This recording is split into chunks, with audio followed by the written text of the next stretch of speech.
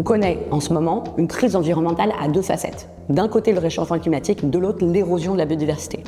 Et le problème, c'est que les entreprises, depuis les accords de Paris, elles ont tendance à assimiler la notion d'impact environnemental avec celle du bilan carbone, ce qui est restrictif et ne prend en compte qu'une partie des impacts sur la nature. La bonne nouvelle, c'est que ce status quo est en train de changer, notamment grâce à une nouvelle directive européenne, la CSRD, qui oblige les entreprises à publier un rapport de durabilité qui vient spécifier précisément leur impact et dépendance à la biodiversité.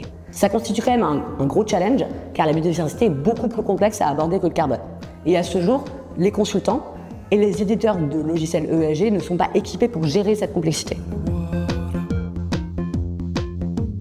Chez Darwin, nous développons un algorithme et une infrastructure qui permettent aux consultants et aux logiciels ESG de proposer la biodiversité dans leur offre client. Pour faire ça, on s'appuie sur 3 piliers. Le premier pilier, c'est de la donnée client, business telle qu'elle, comme le chiffre d'affaires, le domaine d'activité ou la position des sites. Le deuxième pilier, c'est de la donnée générique, comme de la donnée satellite ou de la donnée d'analyse de cycle de vie.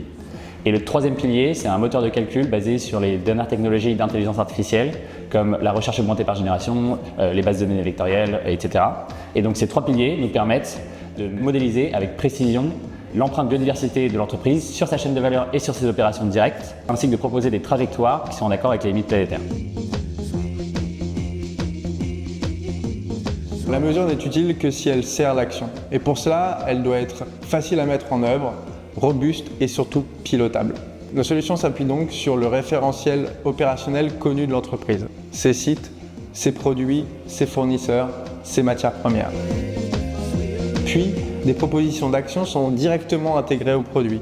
On parle par exemple de la réduction d'une consommation d'eau sur un site, de la certification d'une matière première ou encore de la restauration d'un écosystème dont l'entreprise dépend. Enfin, si on veut avoir un impact significatif, on doit déployer nos solutions rapidement et à grande échelle.